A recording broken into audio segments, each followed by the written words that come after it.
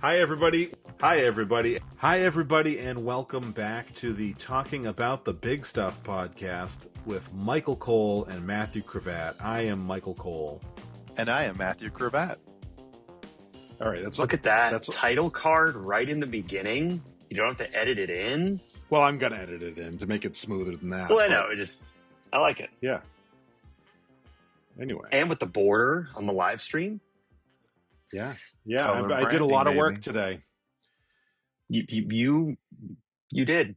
Yeah. A lot of work. And, yeah. And I saw, was it today or was that yesterday? I had a doctor's appointment. No, it was yesterday. And I am doing well and I'm healthy. She was like, well, you don't have to see me in 3 months. You can see me in 6 months. And you got a haircut. That was a few days ago, but yeah. Yeah, I had a couple of recent doctor visits because, I told you that I was suffering from the gout. And so in a medication for it, so I've been having to go every couple of month and a half, whatever, just to check my uric acid levels and see if the medicine's working, which it kind of is. It's not below the target, but it's close enough that we're good. But the last 3 visits, my blood pressure has been normal. And my blood pressure has not been normal in 15 years. And I am at my heaviest weight right now. I'm my least active because I'm not at work. So I'm not going to the office and walking. So I'm in doing everything wrong for my blood pressure to be good, except not working. So my over-the-top blood pressure was 100% stress from work for like the last 15 years. Now that I'm not working, suddenly my blood pressure is in the normal range. My aunt was telling me that my uncle was on whatever blood pressure medication, and then his boss, he changed bosses, and they had to take him off the blood pressure medication because it was too low. He did not need it anymore. You're too relaxed. You need more stress. I'm just not made to be in work because I had good bosses and jobs I liked, and I still stressed out. Okay. All right, so tonight's topic, as the title card said, is breaking the law for good. And so let's do our usual dive into why I wanted to talk about this. So it's something that we've been hearing a lot for many, many years, that like anytime there's any issue with cops or authority figures hurting and or killing anybody, we hear, well, they shouldn't have been breaking the law. And obviously, we heard that with the ICE murder of holy crap! I had her name earlier. Renee Good. If you could remember Renee Good. Renee Good. I remembered Good, but I couldn't remember Renee. Renee Good. And they were saying like, well, she'd been obeying the law, blah blah blah. So I thought she obeyed the wrong person. The person who said drive away, she obeyed instead of the person who said stay. If she had obeyed the right person, we wouldn't have had to kill her. Yeah. So I thought we should talk about not all. We don't have enough time to talk about all, but some of the occasions in which breaking the law has been the right thing. And now I focused solely on U.S. history, but you guys are welcome to dive in with whatever you have. But I'd like to start us off, if you're cool, with an example, which is as far as I'm aware, the first time anybody in the United States broke the law for good, when they wrote the words, "When in the course of human events it becomes necessary for one people to dissolve the political bands which have connected them with another, and to assume among the powers of the earth the separate and equal station to which the laws of nature and of nature's God entitle them, a decent respect to the opinions of mankind requires that they should declare the causes which impel them to the separation." That's pre-American history, technically. Next on Bible verses with Mike. It's the Declaration of Independence. It's the opening of Declaration. Well, I hope you know that. No. Well, I don't know. I didn't know the whole thing. Sounds like a Bible verse. I didn't know the whole thing before I wrote it down, but I did know when in the course of human events. Yeah, that part you're supposed to know. Yeah, but the point being, like we talked about this when we talked about political violence. Means there's times when you're supposed to stand up and break the law. Well, and our founding document was breaking the law. Like the revolution, was breaking the law, 100%. Yeah. We are based on breaking the law to overthrow our shackles. Yeah, we've talked a couple times more on the violence side than the specifically breaking the law side, but like the idea, of the rhetoric that is thrown out now by by everybody, basically, of like, well, Yeah. when it comes to violence, it's everybody like, oh, there's no good reason for political violence, and it's like I can I'm name on that 100 side. times. Yeah. Yeah. And then as far as breaking the law, like, yeah, we started as an act of breaking the law. And I would argue that some of the most important moments in U.S. history either happened because of breaking the law or were actual, breaks I mean, in a the lot law. of huge Supreme Court decisions got there by someone breaking the unjust law Yeah. and then going up through the chain. And then to it overthrow became it. precedent. Because I will say it's hard to have standing if you Yeah. haven't been punished by the law. Right. So like they'll say, True. oh, you being afraid you'll get punished is not standing. You actually have to have gone to jail to be able to sue. And I was going to just get into that too, which is I think that when these people talk about you should expect that if you're breaking the law, there are every one of these, as far as I'm aware, every one of these examples that I've written down has had consequences. Consequences, as long as I'm rich. Yeah. Or is that Tom Lehrer again? Daffy Duck. Oh, okay. Sounded like Tom Lehrer. I did. Daffy Duck, the great one, Daffy Duck. Yeah, they have a lot of similar things. I think I think he was a Aladdin thing. He had the genie, and they're like, "There's consequences for those wishes. Consequences. As long as I'm rich." When he's stealing all the money from the, Yeah. So anyway, the point being, we are aware that consequences are a part of this process, but the nice thing in a lot of the consequence, I mean, there are examples here where people died, but like if you get jailed, you can appeal it. You can say like, oh yeah, I broke the law because it was an unjust law, right? Right. And sometimes you have to be in prison to be able to appeal. Right.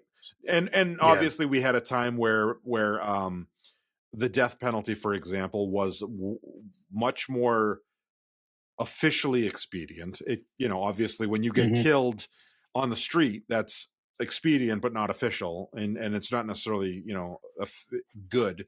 But like John Brown, for example, was killed. Well, he was hung, right? Yeah, I'm pretty sure he was hung. He was right, and he was That's a Blazing Saddles reference. Oh, he was hung. They said he was hung, and they was right. Oh, but he was hung, and so like he didn't have a chance to appeal, obviously, but doesn't mean that we don't look at him as, well, I actually shouldn't say we, because there's probably a lot of people who still would say, especially now, would say like he was a bad person, rabble rouser, and not in the not in the good way. But most of us go, I love that shirt that says don't be friends with anyone, or don't tolerate anyone that John Brown would have killed. I like that shirt.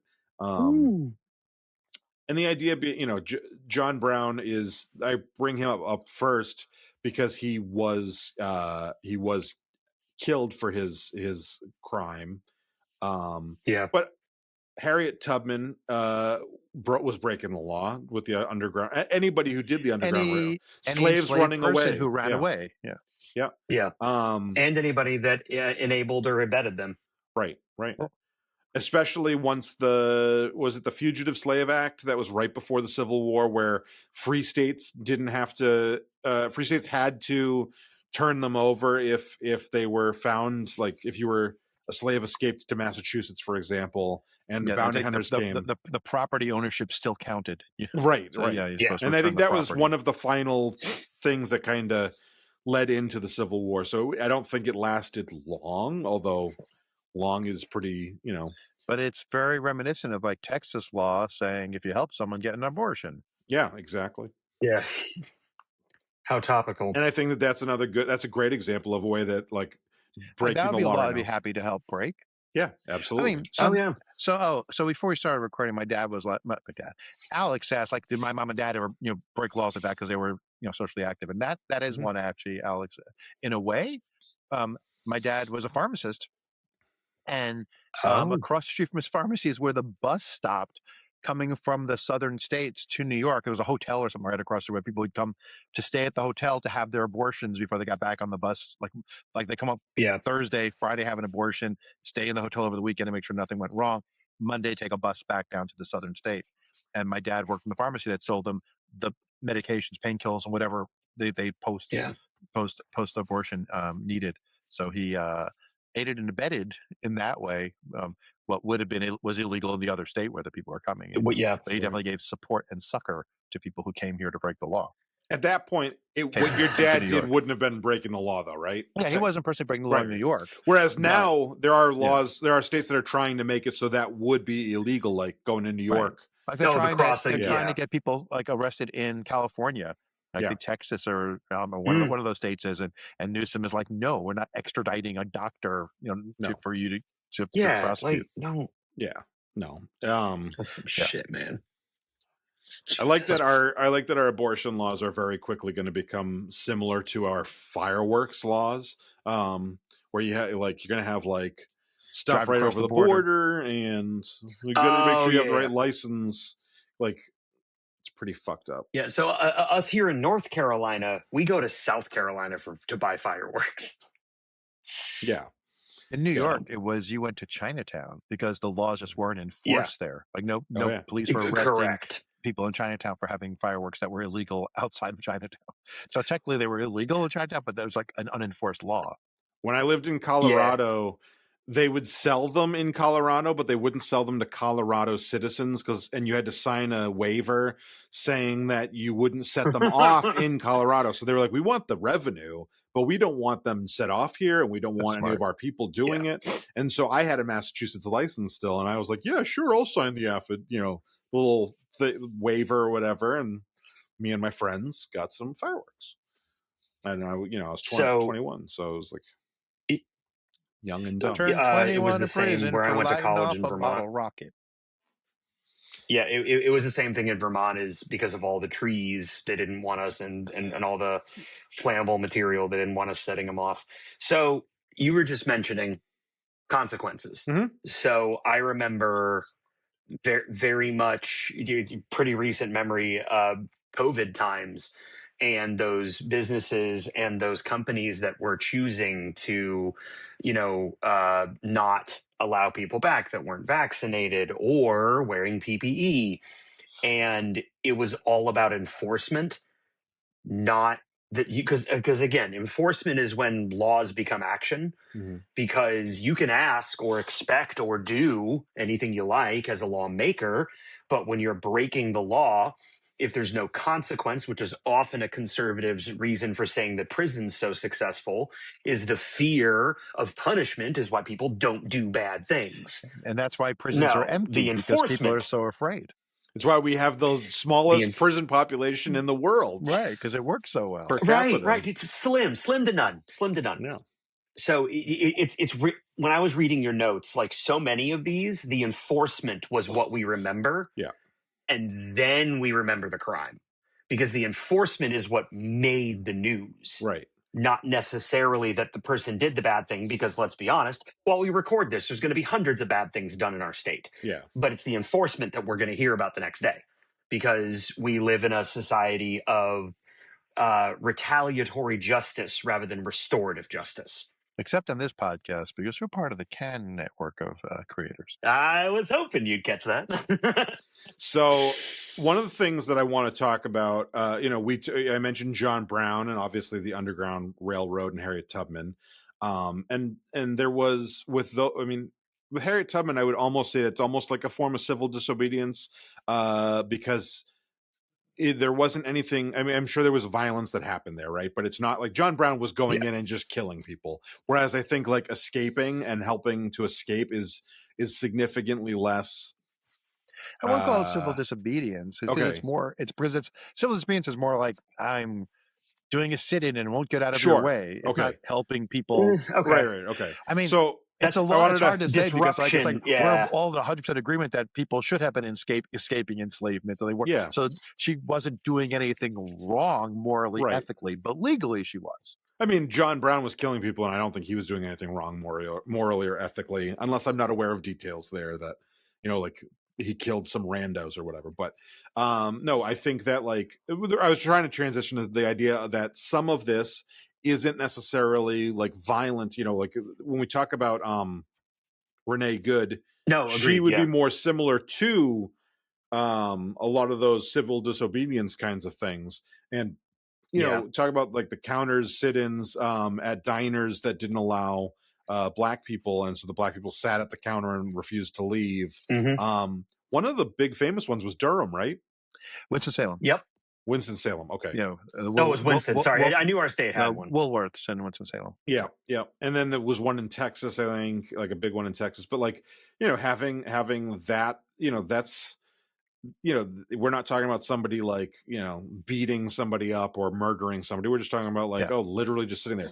I didn't put it in the notes, but Rosa Parks, like they, you know, so I was wondering why that didn't make it. Yeah. it was just it was me, you know, writing down as much as I could as quickly as possible, and there was going to be gaps in there for sure.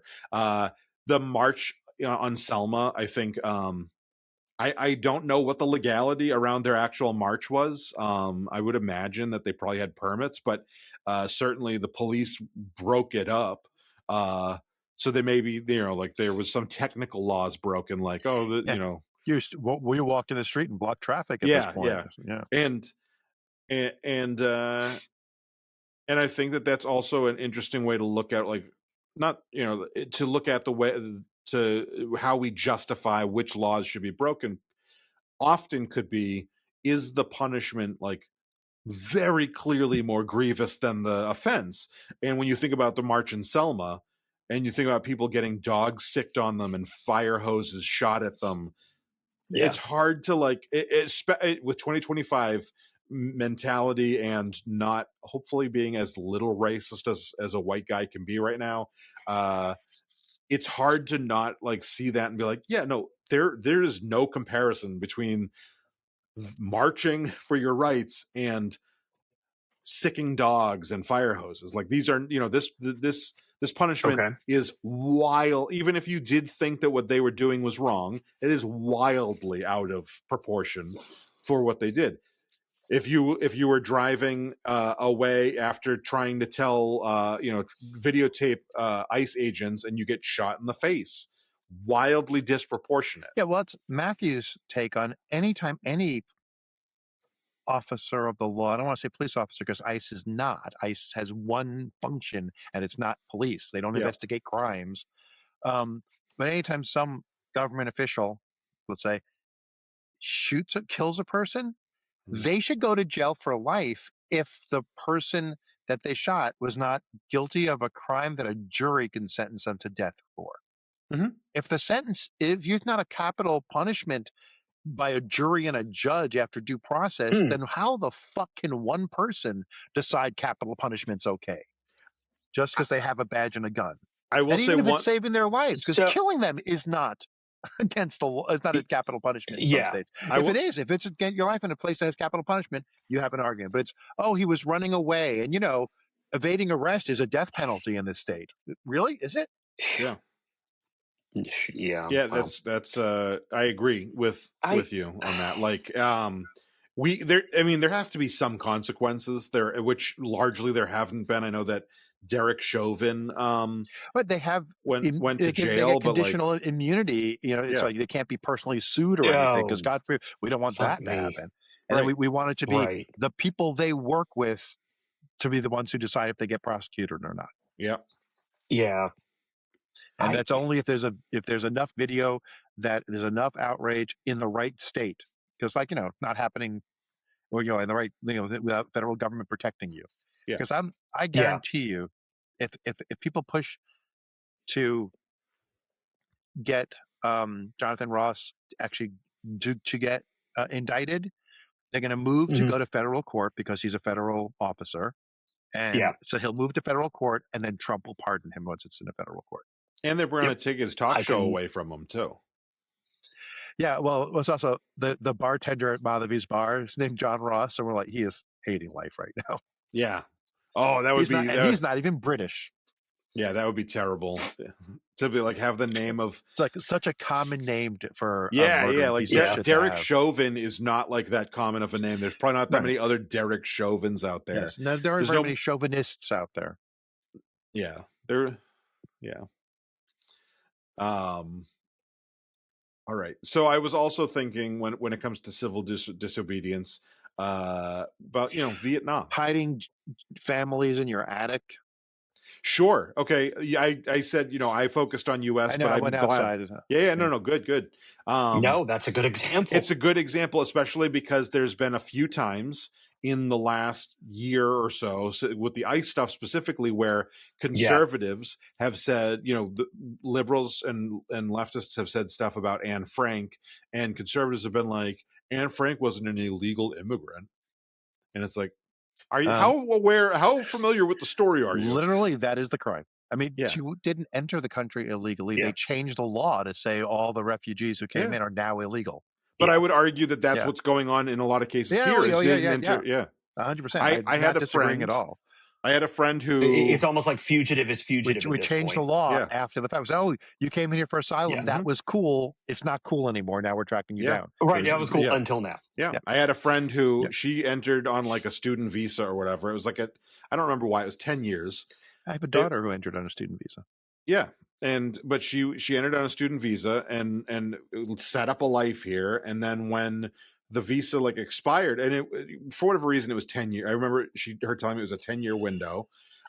She was like, it expired. I've been trying to get it renewed or citizenship for years. She's a lesbian woman, and she was getting married that year, but this was prior to, is it Obergefell? That was, yeah, it was prior to Obergefell. So like her lesbian marriage wasn't going to be enough to get her, that part federally recognized to get permanent residence and eventual citizenship. And obviously we're 10 years down the road from actually we're more than 10 years down the road from Obergefell, but we're within 10 years of it being overthrown. So true. 10 years is like hopeful though, Matthew. So I appreciate that. Yeah, I don't know because we could fix them. I don't know if you've heard about Roe versus Wade. Yeah, yeah. Time does not make a difference. It just did a good case. Yeah, true. That is a fantastic line. I'm marking that. Yeah. I don't know if you've heard about Roe versus Wade. Yeah, no, I agree that like that's the Anne Frank example is great. Don't mark that. The Anne Frank example is great because you're right. She was breaking the law essentially by existing. Like no, but I meant the family that was hiding. The family, and others in their and they did the right thing. They absolutely they were breaking the law every day. They had them hidden there. Yeah. So the whole immigrating to a place that is not somewhere where you'll be prosecuted. You were mentioning that as people during World War II era. I was speaking to someone earlier, a close friend of mine, talking about moving out of this country to Australia and how we were mentioning the other countries or cities that she'd want to go to. And I was like, well, what about South America? She goes, yeah, South America's not very friendly with the U.S. right now. It's like, you're right. And what the U.S. Canada? isn't very friendly with them right now. Like you could go move down there and end up in, the second state of Venezuela or, Yep. I have a friend who recently got a job in Tasmania so that she can move there because she's afraid for her trans daughter being in America. So they are splitting the family in half. Husband is staying here with the other underage minor child. They have other children who are old enough to be here by themselves. And I think he has like 18 months after she gets there under the way their visa and immigration laws work, that he can just join her under her visa. So like he can kind of wait it out for a while and see, do we have to all move there? Is this what me? But she, got a job in Tasmania so that she can get, legal residency for that, that visa for 18 months and then it'll become permanent or whatever, however their laws work. But which is weird because Tasmania is kind of a conservative area. It's like moving to the South, like, from Australia being more liberal, but now I know. But even their more conservative area is better than being here these days. Yeah. So I never expected that as an American, I would be having a conversation with another adult with a child who's thinking, yeah, wow, well, all these places are less welcoming to the country that I am a citizen in. And I'm concerned about, is this a crime or will I be prosecuted or will I be seen as a threat if I go there. And I said, well, there's really only two ways. Unfortunately, I only see polar opposites at this point. Mhm. If you leave now, you could be seen as the person that got out when you knew it was going to be really bad and you made the right decision. Or you can be seen as you're that crazy, expat Yankee who's going to go to a country and is going to cause all this trouble because you're bringing all the rhetoric there with you. Like, 'cause how can you not? You're an American. The stuff that we were saying, the kind of ideas that we were discussing could be the case, is very much how some of these immigrants are feeling now, Mhm. not wanting to come to America. That my entire 42 years of what I can remember has always been, we're the welcoming bunch. Please come here, prosperous, and enjoy your Make freedom us and all of better this. while And I we make thought, your life better was always the dream. it The is was supposed to be the not dream. that now. Unless your name is Stephen Miller. Yeah. But I will say that I actually Dracula. think that without they probably have said it outright, but like the part of the point for them is letting the rest of the world know you're not welcome here unless we specifically allow Yeah, you. I mean that was the whole in Trump 1.0, the whole zero tolerance for families and ripping children away and taking children away from the families. That was so that parents would tell people back home, don't come here with your families, they will steal your children from you. Like Yeah. that was the goal, was to make it so they wouldn't want to come here. Yeah. Yeah. As far as Sorry. Go ahead. I was gonna say, Alex, to your point about your friend, as far as leaving the country, I get the impulse to do that, and Sarah and I have had the discussion about like what's the point at which we do it. Now, what's the point? No, I don't mean what's the point of it. I mean, like, what's our breaking point? No. What's the point in time? Right. What's the tipping point? But I do think, and I think I've mentioned this before. As far as we know, we have a straight child. We are a straight couple. We are white. We have a lot of the privileges that are going to mean that we are last on the chopping block in a lot of ways.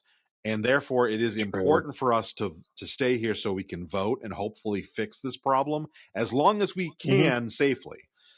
Now, I think because I know that you can vote as a expat, but that's only right now. Who knows if that will? I could absolutely see that log. I mean, that is something that I could see being overturned without controversy. It's almost like once you're seen as a defector, do you even have prominence anymore? Well, that was the votes they were that the scumbag piece of shit North Carolina State Justice was trying to throw out. These are brought to the Supreme Court. And many of those are military. Yeah. He was trying to throw out all because the way the law works is if you are out of state, even if you're a child born to Americans out of the country and you've never been to America, you're born to Americans, you're still American. Yeah. And you vote in whatever your last state of residence was. And he was like, why should they be able to vote here?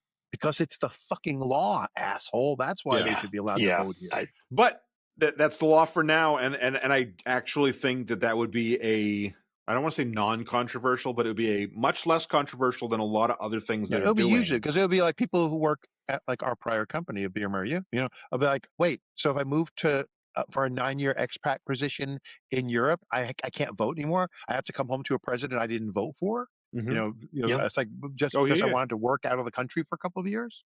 Yeah, but I think, and of course the entire military. So they might make exceptions for military. I would say that I think that a lot of times there's exceptions for military on that, and that would be the way that they would.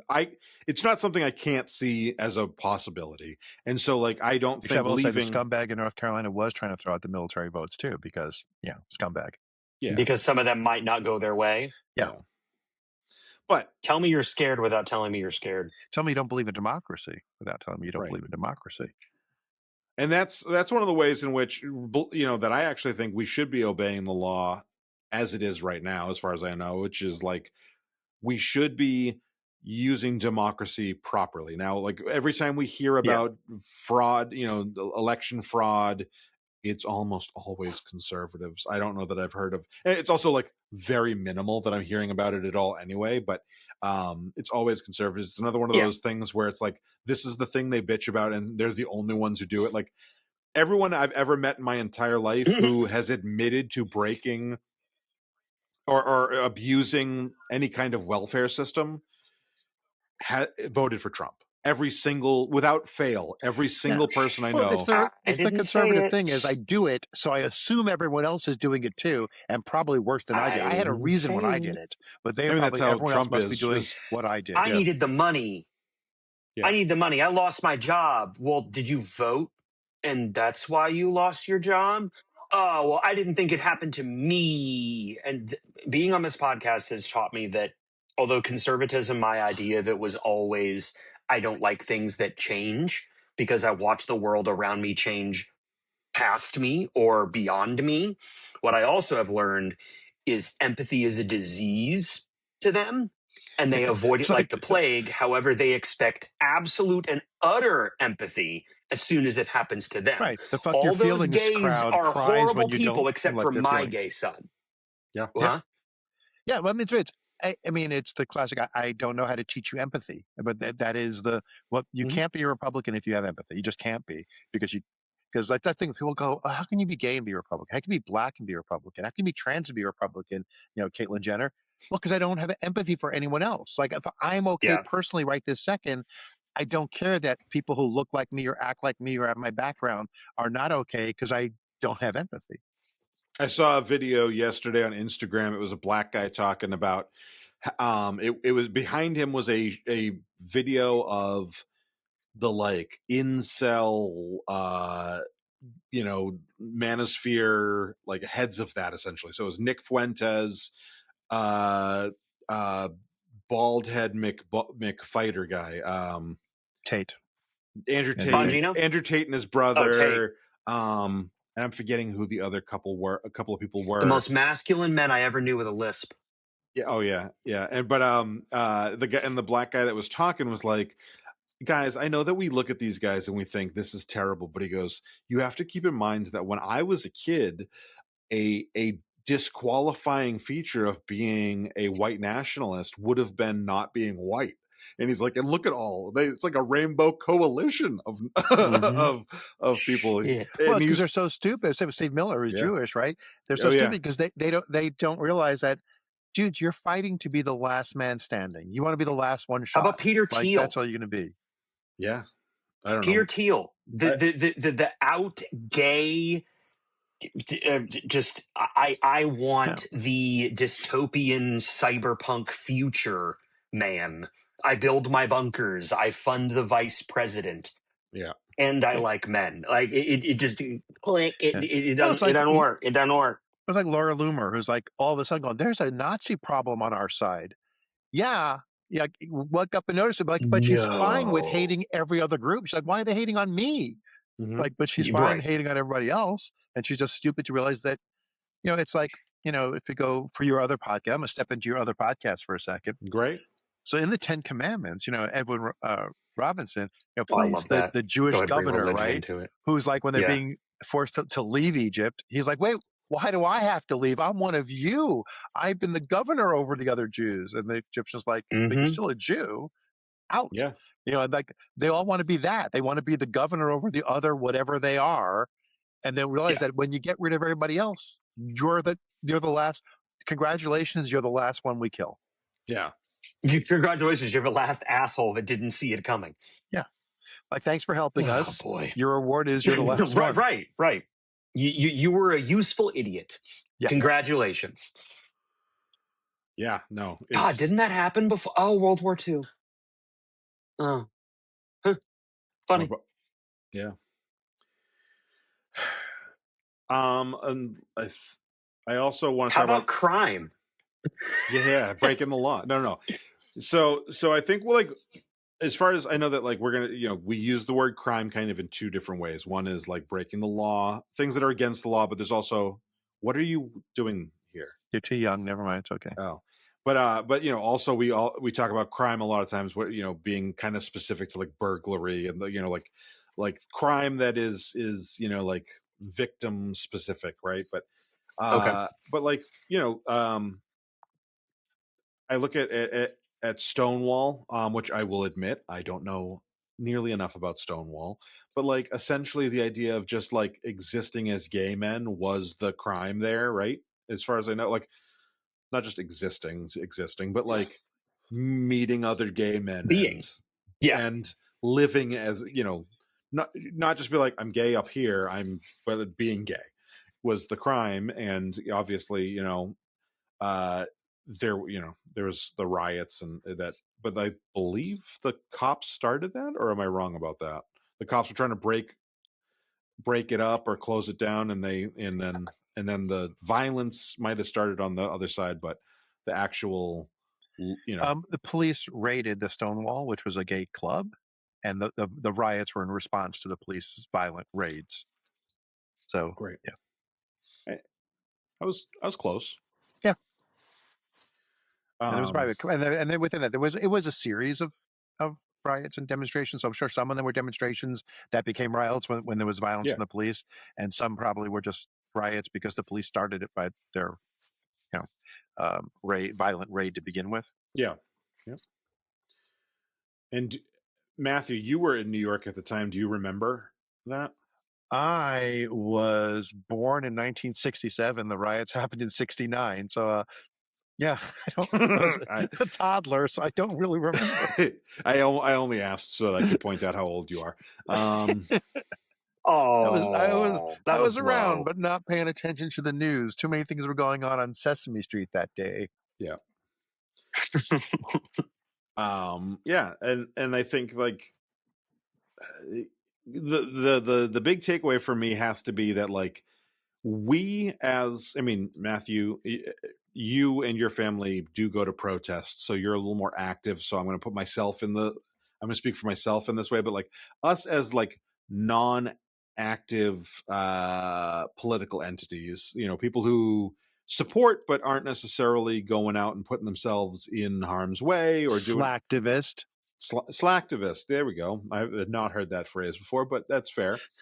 Which I hate that phrase because I think it's supposed to people who are active online, but I don't go anywhere. Yeah. I think that's doing a good job too. I think the negative connotation is a bad negative connotation. Yeah. No. But anyway, I use it ironically. But you know, like those of us who are not breaking any laws that I'm aware of, how we behave around or treat the people who you know are allowing, you know, like I guess it's probably technically illegal to like to tell, you know, people about ICE raids coming, you know, like there's probably, because I know they're trying to shut a lot of those sites down and stuff. People who are doing those little bits and pieces of how we who aren't necessarily engaged in that, because I've never seen an ICE raid to report anyway, right? Like well, stay tuned. They're supposedly renting out hotels in February all around the area, so we might be seeing more ICE stuff. Yeah, and it's too late for anyone hearing the podcast, but my wife is hosting a town hall tomorrow with a bunch of speakers from ACLU, psychologists and like counselors, caseworkers, candidate for district attorney who was a congressman is going to be there. Boots on the ground anti-violence activists going to be all people. How do we handle this? What do we do? How do you be safe if you're either at home or protesting or whatever? Yes. We're doing a big town hall about it tomorrow. Great. So it'll be an old town hall by the time anyone hears the pod. Yeah. But still, it's important work, and you know, I've mentioned it a bunch of times, but your wife and daughter are a huge inspiration, and I am really, you know, happy to know them. You know, not to say that you aren't, Matthew. You do some stuff too, but they are very. I just impressive. run an entire 501(c) nonprofit. That's fine. Yeah, that's not worth nothing. No big deal. No big deal. But anyway, yeah. So I want to talk about how we, as people who aren't necessarily breaking the law, can support the people who are breaking the law in the way that we think. You know, not that I'm against political violence, because you know I'm not. But the question is to know when is breaking the law going to help your cause and when is it going to hurt it? And I'm not one of those people who says you're only hurting yourself. Violence never solved anything. I'm not saying that because violence has solved lots of shit. You know, we're in a place right now where if there was enhanced violence in Minneapolis, I think that's what Trump wants, because then he can pull the Mhm. Insurrection Act out of his ass and say, we have to look how violent they are. So Yeah. it's There, not right always there. the right response. I mean, I've heard people say, and I don't disagree, that it's entirely possible that the reason they're doing it in Minnesota is because the George Floyd protests were so big and so Mhm. and got violent in some cases, and Yeah. they're hoping Yeah. to say the same people are there, we can get them to do that again, and Yeah. that's what they want, so they can Yeah. strike back. So it's Yeah. hard to tell how much violence is appropriate, but I'm afraid that would just cause a bigger crackdown. It wouldn't end up being a positive; it would end up being a negative Yeah. cause. I also think, So I hope It's they all almost like just they get especially- can't exposed be to the something and direct target. die of slow, debilitating, painful diseases after Yeah. they're out of Mhm. ice. I especially think that in a time where information is widespread, but accurate information isn't always, there could be, Mhm. there can be a lot of problem too there as far as the violent side of things and the breaking the law. Like we talked about it with the George Floyd stuff about, there was protests where white people felt emboldened they were on the right side, but they were doing the wrong thing. And they were the ones who were Yeah. getting the whole crowd in trouble. And we've talked, obviously, if you look at Charlie Kirk as an example, the guy who killed Charlie Kirk, there is still ambiguity around, partly because they've made it that way, right?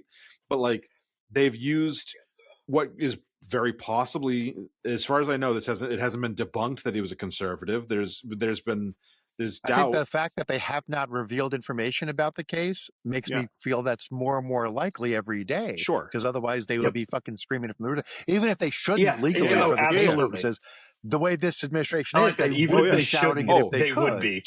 Cash Patel would absolutely be talking about it if there was stuff on Guys, He their had side. something got that him. supported his story. But like the point, Guys, we got him. But but like I think that See you in Valhalla. One of the downsides of breaking the law in a violent way or in a like really outward way is that it can be used against you very easily in today, right now. And like obviously what Renee Good was doing was like realistically, even if they had like cuffed her for the day or done anything, we would never have heard about her. What she was doing was not like anything that would have been noteworthy on any kind of scale had she been like had the consequences. So if she was just not detained been, and the released, consequences we are wouldn't hear a thing. Not in She would have North been one Carolina. of 1,000 people who've been. Minnesota people might have heard about her, but in North Carolina, if she had been detained and released, and we would never have heard anything about her. It's because the punishment in this case is the thing that got her noticed at all, and we've had a million backseat quarterbacks. We also don't know if she was doing anything other than dropping her kid off and then driving home. Like we know she was involved with. That's what I was about to say. But we don't know if she was doing it that day. Yeah, that's what I was starting to say with the backseat quarterbacks, which I know is a mixed metaphor, but like the backseat driver, Monday morning quarterback. Yeah, I like backseat quarterback. I think we're sticking with backseat quarterback from now on. We're gonna stick with backseat quarterback. Clip it, Alex. I like it. It's a sex move. I've been a backseat quarterback once or twice before. Hike, penetrate. But like that's my point is like she, assuming she was doing most of what they were even saying she was doing. If she had been detained and released, or detained and charged, or fined or whatever you do in that situation legally, like within a within a reasonable legal consequence, we would never heard about it. And so like that's part of the but her situation was blown up outside of her own. That's not like other people like throwing a rock or when they were what were they doing to Kansas ICE soup. in LA or whatever, the Kansas soup, sandwiches, which again, like I don't care about that. Like I don't, but I also know that like it becomes like a rhetorical like rhetorical device that the opposition can use against it, right? Yeah, But like Renee Good doesn't really have that. So No, and oftentimes my handicap makes me play devil's advocate to my own detriment. And I've said my wife is now, because she is an absolute pacifist, she started to shift over to the do the chaotic good thing. And I'm always over here saying, if you don't pay attention to what you say, it's gonna be used against you. Like, you've got to be so careful how you act and how you say. But where's the tipping point? And I think the tipping point is causing like the genuine trouble that gets remembered. And unfortunately, we have had some deaths happen in that process, and I don't love it any more than anyone else. But at the same time, I can feel empathy for Charlie's children, but none for his wife, none for his widow. I can feel empathy for Renee's partner and her children, but absolutely none for the person who took her life. So like the real innocence is the real innocence in the situation is where I can draw the line. But otherwise, I'm like, please be careful what you say and do, because they are not going to use it intelligently the way your way you're expecting. It's just going to be distilled down to the silliest. They hurt me, and then deploy the Marines. Yeah, yeah. I mean, and that's unfortunately, we are at a crossroads too. With, I think that it's just a matter of time, and I am also not sure. Like so I'm not entirely familiar with the Insurrection Act. So please correct me when I say something wrong. But I heard someone mentioning yesterday that part of the Insurrection Act is that he can delay the midterms and subvert democracy. Is that he can? That is his position. Yeah, Okay. that's what they've kind of. I don't know if that's supposed to happen, Yeah. but it's supposed to be able to. But that's what that's the fear that he's trying to do that. I don't know if that's legal, but Right. illegal Schmiegel, he owns the Supreme Court, so doesn't everything's Yeah, legal. I was about to mention, And so it's not going to stop. Yeah. if we make the first move and he tries to do that, that's obviously a problem. But also if he just tries to do that, and then the move is at that point violence, like, right? I don't see, Yeah. if you subvert democracy, what is the, and I'm going to screw up if this is a JFK quote or an MLK quote. It's certainly not a junior quote. It's RFK. It's the quote about I think it's MLK, and it's and I'm going to screw up the quote, but it's like the when not given an option, not given a peaceful option, violence becomes the only option. That's not correct, but you know what I'm saying. That sounds like MLK. It doesn't sound like That's true. It doesn't sound like JFK. Okay, I'm looking it up because I feel like there was a quote similar from JFK too, which is why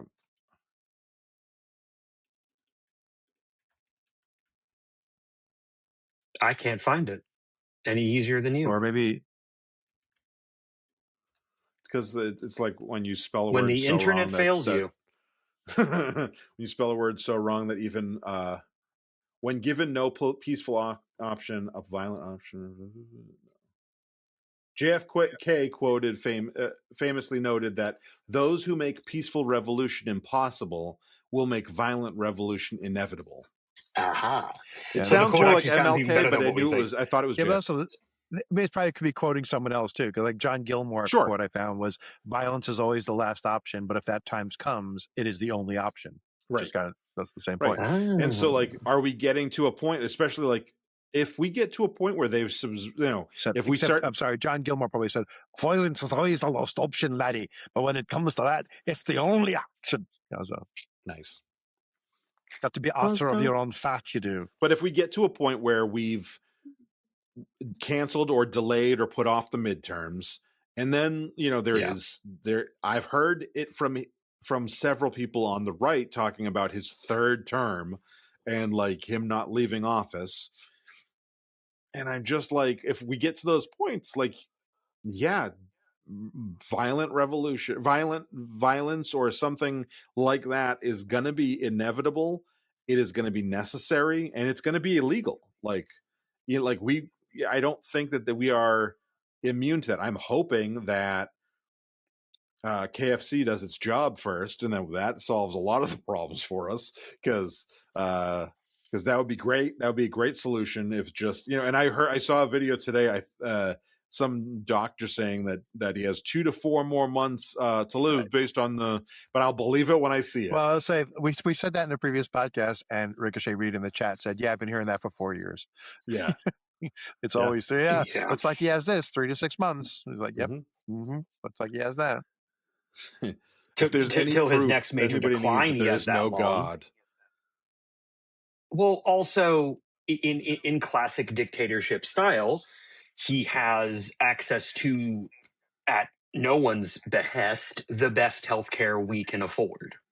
So even if he is basically on life Yeah. support, we're never going to really know, and it's going to be covered up. And Caroline Leavitt's cross will only get larger with every time she addresses the country because she has to keep covering for his decrepit butt. So yeah, it's an unfortunate situation. Yeah. Oh, she's so gross. In the way she talks, even. I'm not just talking about, I know that there's people make fun of her looks, but like I'm not talking about her looks. I'm just talking about like you can, listening because to her. she's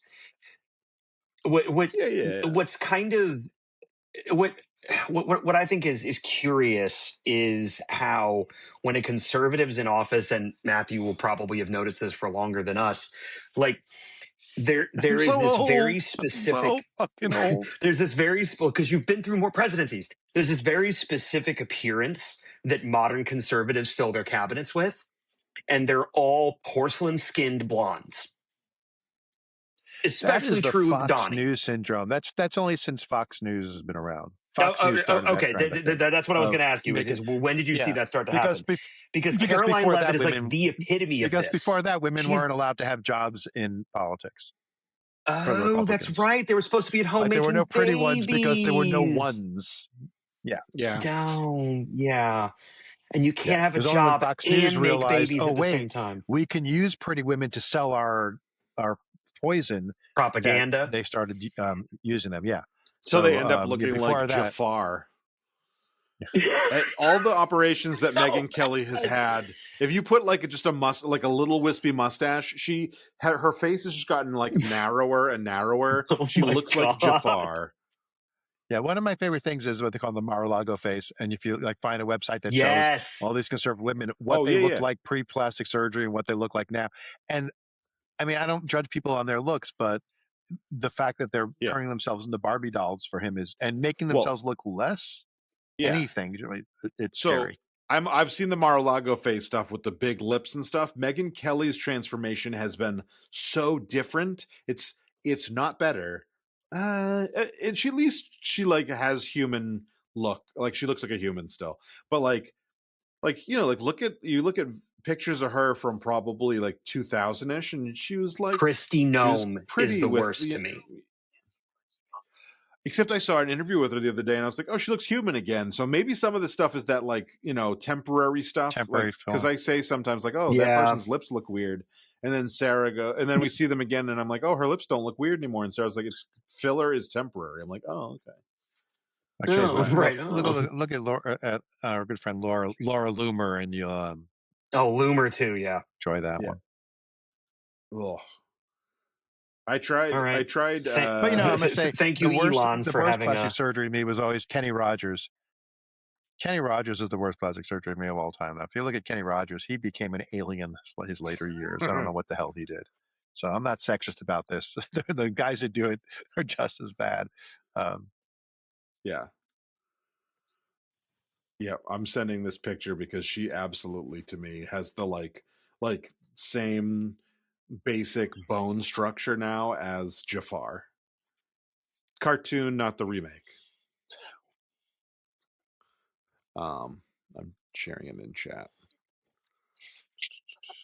But yeah, no, I do worry. I genuinely worry about like, you know, we're gonna get to a point where I am very worried that we're gonna get to a point where it will be incumbent on everyone to do things that are not only illegal but will have severe consequences. Like right now, I think you can operate morally and not break the law to some extent. But I think that is getting thinner and thinner. and Yes. and eventually that will get, and I think that we will get to a point where we morally cannot do that. Like if you are not breaking the law at a certain point, like, you mentioned, Matthew, like the people who harbored the Frank family. If you were in Nazi Germany or Nazi occupied, was that Belgium or whatever? Amsterdam, I think they were. They were I think Belgian, they but were. yeah. If you were in any, and you were not doing something illegal, you were complicit. And I think, right now we can not break the law and not be complicit. But I do think that we're getting into we're getting narrower and narrower, especially as we talk about not having elections in a year or at the end of this year, midterm elections. If we talk about That would be the time to leave the country. If we don't have elections, then America's already dead, and it's too late. Yeah. Unless so, Agreed. it's either take up arms or leave the country. Those are your two choices. Right. Well, and that's probably where we would. Or maybe not you guys because you're white with white wives, but yeah, Fair. yeah. but as a Jew with a brown wife, I did hear. I was listening to a political thing today that is related. So they were doing a poll of people talking about whether or not they didn't use the word violence. It was more than peaceful protesting justified at this point. And they did a poll of Americans, and it was Yes. 1 in 4 say yes, which is a massive number. It's a massive number when you think about 1 in 4 Americans think that going above and beyond legal peaceful protest is necessary or justified at this point. When they talked about women 18 to 44, the number jumped up to 60 something, I think they said. And the women on the woman on the panel was like, well, yeah, because ICE is literally going around, not everybody from ICE, but lots of people from ICE are going around and sexually assaulting women. So like women are just seeing, like white women could be, like everyone could be affected by this, right? Not just those people. And so like, that's why it was Fox News or one of those people that posted the thing. And these people were reacting to it. I think it was the Majority Report.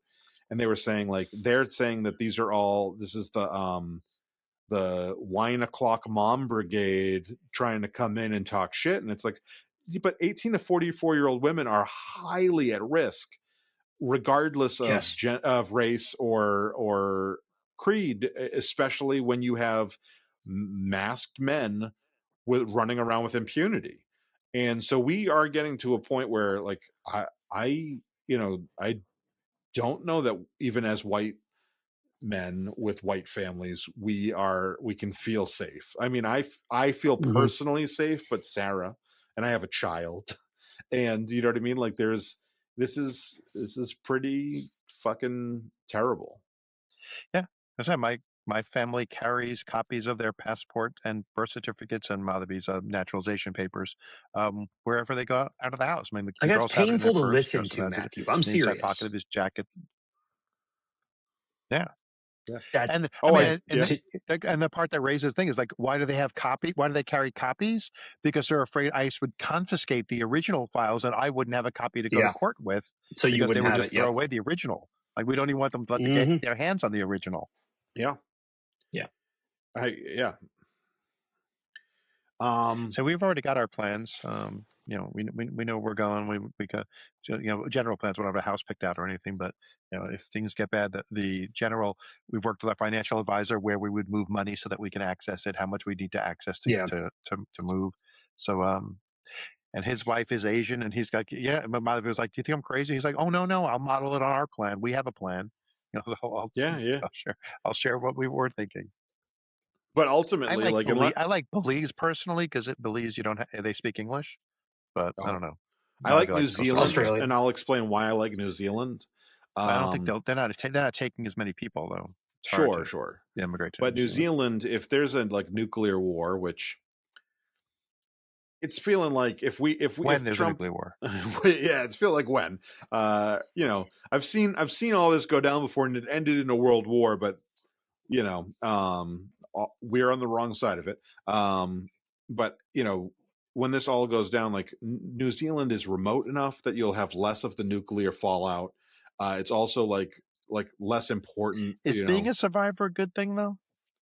I've seen a lot of those movies. Sure. That's a good point. That's why I used to like being in New York. It was like, it's nice living at ground zero. You don't have to worry about surviving it. You won't even know what happened. There's what coming? Yep. I could see Twin Towers from my house growing up. I was like, that's like a ground zero point. Yeah. All right, Alex, stop sharing the Grok stuff.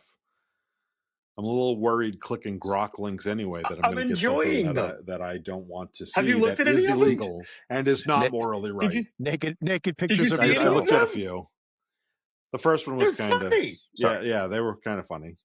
They were funny, but they're funny. But Grok is scary right now, you know. Yeah. I'm not allowed. But let's be honest. So, it's about the only one that will let you do the bad stuff. There was a clip once where but it'll let you do the really bad stuff. Alex, have you heard about that? No, not anymore. Now it's a paid feature though. They moved it to paid feature when they realized that makes it okay. Now we don't want free child porn. We want. They didn't get rid of it. They made it a premium feature. Jesus My favorite. Christ. I saw a clip that was a picture of Anne Hathaway, and it said, "Okay, Grok, do your stuff." And the response was, Anne Hathaway is not actually Jewish. She was born in a Catholic family. Like, this is what Do Your Stuff came up with. The fact that that's what Grok is looking at. Is she a Jew? Yeah. Lovely. And also not necessarily like what I want Grok leading towards either when we're talking about. That's it. I mean, like, there's nothing good coming from Grok. No. Anytime Grok is Grok is another great example of why why you're right, Matthew. We shouldn't want to survive the nuclear holocaust. Anyway, so let's start wrapping things up. I just realized my computer's not plugged in. Oh shit! Oh, none of this has been recorded. No. I just don't want my laptop to die. Yeah, I don't know. I'm using my new laptop, so I don't know how it dies. I should let it die to see. But my last it's working one, my thunderous applause. Yeah. my Lenovo would come up with a thing saying, plug in soon. And before I could turn around to look to see if it's plugged in, it turns off. Like, it's like the part, like it's starting to shut down. It puts up a warning. It's like not 1 minute out, like 10 seconds before shutting down, it warns you it's running low on power. Yeah. Damn. 7:32. 7:32. We've been going we've been in the episode for an hour. We've been going for an hour and a half. Mm-hmm. All right. So, Matthew, do you want to start things off? I just want to say, listen, guys, my buddies, come here. Did you see that? Did you see me doing that? That means you're watching a video. If you're watching a video, make sure you like the video. Maybe make sure you comment anything you want. Comment what crimes you commit. We'd love to hear it in the video with your name, address, and social security number. Subscribe to our channel, ring the notification bell so you know when we go live. Because, hey, we went live on a Wednesday this week. You never know. We're crazy. And that's all I'm going to ask, because it would be cold and crass to ask for money. Who would do such a thing? Yeah, I'm that guy. I'm that guy because Matthew doesn't want him to be that guy because of cultural stereotypes. So instead, he makes me do it. If you want to give us money, I control the media. Well, you are the media in Chocolate Diamond Media, according to you. It's true. No, if you want to support us, you can go to you can go to patreon.com/talkingaboutthebig stuff.